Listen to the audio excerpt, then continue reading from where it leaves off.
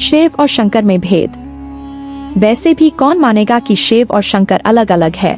हमें तो बचपन से यही बताया गया है ना कि शिव शंकर एक ही है। यहाँ तक कि दोनों नाम हम अक्सर साथ में ही लेते हैं। अगर हम आपको ये कहे कि शिव और शंकर ना सिर्फ अलग अलग है बल्कि शंकर की उत्पत्ति भी शिव से ही हुई है। शिव ही प्रारंभ है और शिव ही अंत है। शिव और शंकर में सबसे बड़ा और समझने में आसान अंतर दोनों की प्रतिमा में है। शंकर की प्रतिमा जहाँ पूर्ण आकार में होती है, वही शिव की प्रतिमा लिंगम रूप में होती है या अंडाकार अथवा अंगूठे के आकार की होती है। महादेव शंकर भी ब्रह्मा और विष्णु के तरह देव है और सूक्ष्म शरीरधारी है। ब्रह्मा और विष्णु की तरह शंकर भी सूक्ष्म लोक में रहते हैं। शंकर भी विष्णु और ब्रह्मा की तरह ही परमात्मा शिव की ही रचना है।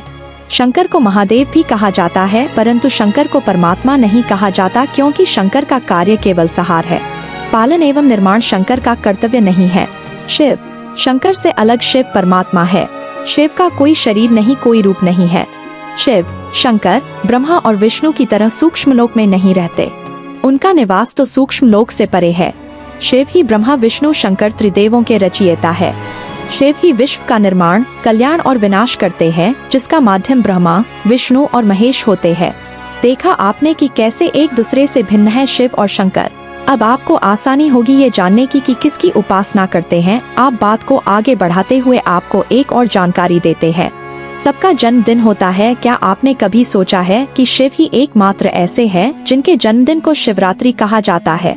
इसका भी एक कारण है। रात्रि का मतलब शाब्दिक नहीं है। यहाँ रात्रि का अर्थ कुछ और है। यहाँ रात्रि से अभिप्राय ये है कि पाप, अन्याय, बुराइयाँ। जब काल के साथ साथ मनुष्य नीचता की ओर बढ़ता चला गया, उस समय की तुलना रात्रि से की गई है और उस गहरी रात्रि को शिव प्रकट होते हैं, अर्थात जन्म लेते हैं। शिव के जन्म की रात्रि के बाद रात्रि अर्थात अंधकार का अंत हो जाता है और मनुष्यता एक बार फिर उन्नत हो जाती है। ये था शिव और शंकर में अंतर और शिव जन्म को शिवरात्रि कहने का भेद। सती और पार्वती के पति भगवान शंकर को सदाशिव के कारण शिव भी कहा जाता है। हम इन्हीं भगवान शंकर की बात करेंगे जिन्हें महादेव भी कहा गया है।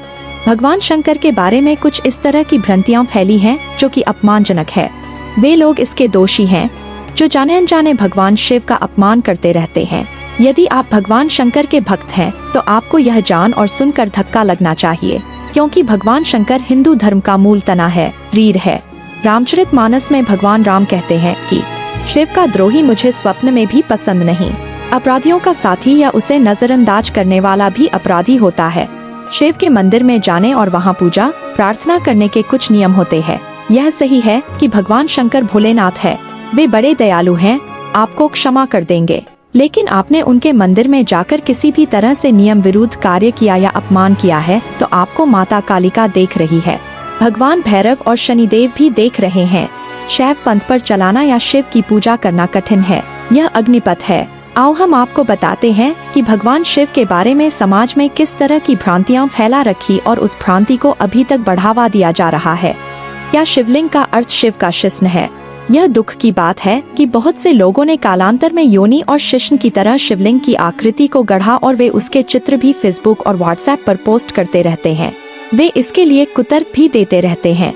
उक्त सभी लोगों को मरने के बाद इसका जवाब देना होगा, क्योंकि शिव का अपमान करने वाला किसी भी परिस्थिति में बच नहीं सकता।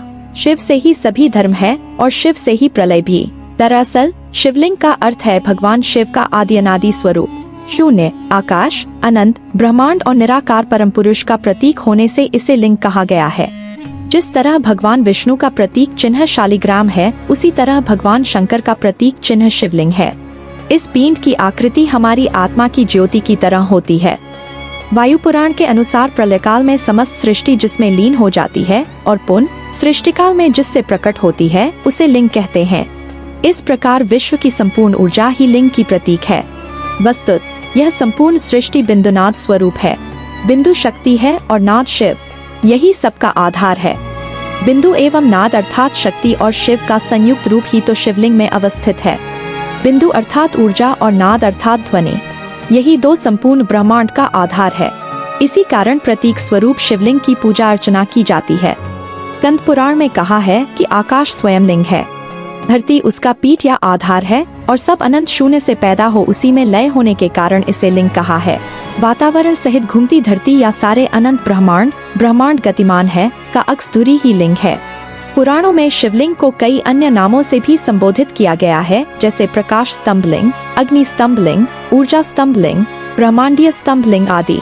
लेकिन बौद्ध काल में धर्म और धर्म ग्रंथों के बिगाड़ के चलते लिंग को गलत अर्थों में लिया जाने लगा, जो कि आज तक प्रचलन में है। ब्रह्मांड का प्रतीक ज्योतिर्लिंग। शिवलिंग का आकार प्रकार ब्रह्मांड में घूम रही हमारी आकाशगंगा की तरह है। यह शिवलिंग हमारे ब्रह्मांड में घूम रहे पिंडों का प्रतीक है। कुछ लोग इसे यौनांगों के अर्थ में लेते हैं और उन लोगों ने शिव की इसी रूप में पूजा की और उनके बड़े बड़े पंथ भी बन गए हैं। ये वे लोग हैं जिन्होंने धर्म को सही अर्थों में नहीं समझा और अपने स्वार्थ के अनुसार धर्म को अपने साँचे में ढाला। शिवलिंग का अर्थ है भगवान शिव का आदि अनादि स्वरूप। शून्य, आकाश, अनंत, ब्रह्मांड और निराकार परम पुरुष का प्रतीक होने से इसे लिंग कहा गया है।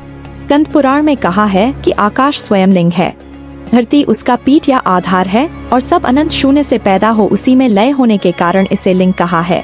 वातावरण सहित घूमती धरती या सारे अनंत ब्रह्मांड, ब्रह्मांड गतिमान है का अक्सधुरी ही लिंग है। पुराणों में शिवलिंग को कई अन्य नामों से भी संबोधित किया गया है, जैसे प्रकाश स्तंभ लिंग, अग्नि स्तंभ लिंग, ऊर्जा स्तंभ लिंग, ब्रह्मांडीय स्तंभ लिंग आदि। लेकिन बौद्ध काल में धर्म और धर्म ग्रंथों के बिगाड़ के चलते लिंग को गलत अर्थों में लिया जाने लगा, जो कि आज तक प्रचलन में है। शिव की दो काया है, एक वह जो स्थूल रूप से व्यक्त किया जाए, दूसरी वह जो सूक्ष्म रूपी अव्यक्त लिंग के रूप में जानी जाती है। शिव की सबसे ज्यादा पूजा लिंग रूपी पत्थर के रूप में ही की जाती है। लिंग शब्द को लेकर बहुत भ्रम होता है। संस्कृत में लिंग का अर्थ है चिन्ह, इसी अर्थ में यह शिवलिंग के लिए इस्तेमाल होता है। शिवलिंग का अर्थ है शिव यानी परम पुरुष का प्रकृति के साथ समन्वित चिन्ह।